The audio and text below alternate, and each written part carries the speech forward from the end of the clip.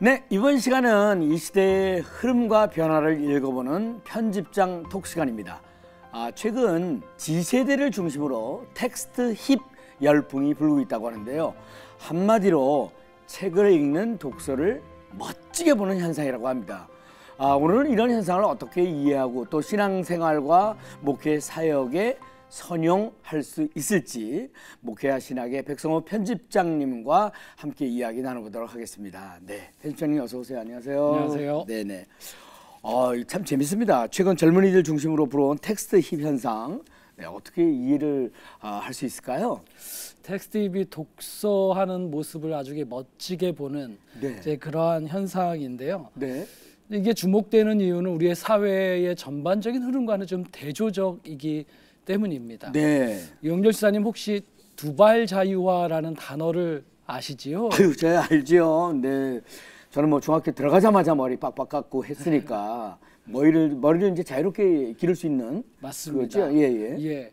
요즘 아이들에게 네. 이 두발 자유화라는 단어의 뜻을 물었더니 네. 대답이 두발 자유화, 왼발, 오른발 두 발을 자유롭게 이렇게 이해하고 있습니다. 이제 이게 뭐냐면 네. 아이들이 말과 글을 이해하는 문해력이 떨어졌다는 거고요.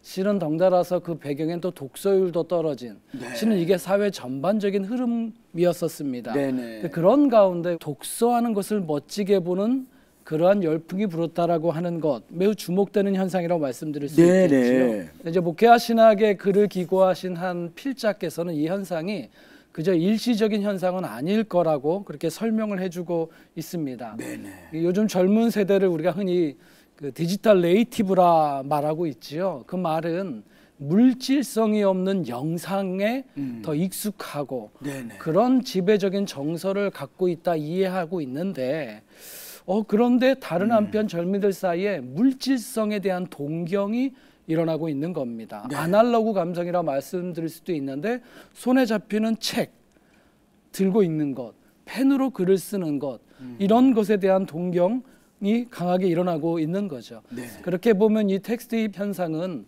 문해력이 떨어지는 전반적인 흐름 가운데 나타난 매우 반갑고 아주 중요한 기회라고 볼 수 있습니다. 네네, 그렇군요. 네. 그렇다면 뭐 이거 당연한 질문이겠습니다만 문해력이라고 하는 것이 왜 중요한지 그 중요성에 대해서도 조금 설명 부탁합니다. 네, 지난 1월에 서울시 교육청에서요 2024 서울 학생 문해력 수리력 진단 검사 그 조사 내용을 발표를 했는데, 네, 그렇군요. 여기에서 이 문해력이라는 이 말을 어떻게 정의 내렸냐면 이렇게 정의 내렸습니다. 네. 학습과 삶의 맥락에서 다양한 내용과 형식의 글을 정확하게 이해하고 또 효과적으로 맥락에 맞게 표현하는 능력, 이렇게 정의를 내렸습니다. 한마디로 네네. 누군가가 하는 말이나 글을 올바로 이해하는 것이고요. 그거를 이해함에 따라서 내가 말하고자 하는 말의 의미를 올바르게 잘 표현하고 쓸 줄 아는 것, 이게 문해력이라고 하는 겁니다. 네. 앞서 말씀드린 것처럼 두발 자유와 같이 혹시 그 뜻을 이해하지 못하면 그 의미에 대해서 내가 잘못 이해하고 그리고 잘못 반응하고 그리고 소통하는 데 왜곡이 발생할 수가 있겠죠. 네. 읽고 쓰는 것이 단순히 암기 능력이 아니라 말과 뜻을 잘 이해하고 거기에 내가 올바로 응답해서 함께 소통해가는, 그래서 온전한 삶을 만들어가는 데 있어서 너무 중요하다고 할 수 있겠습니다. 네네. 당연히 학교와 같은 배움의 과정에서 문해력을 높이는 것은 너무 중요하다고 말씀드릴 수 있겠죠. 네네. 한 가지 더 말씀드리면 신앙에 있어서 문해력은 정말 중요합니다. 기독교 신앙을 우리가 흔히 네. 성경의 신앙 또는 말씀의 종교, 우리가 이렇게 표현하지 않습니까? 우리에게는 가장 온전한 텍스트인 성경이 있습니다.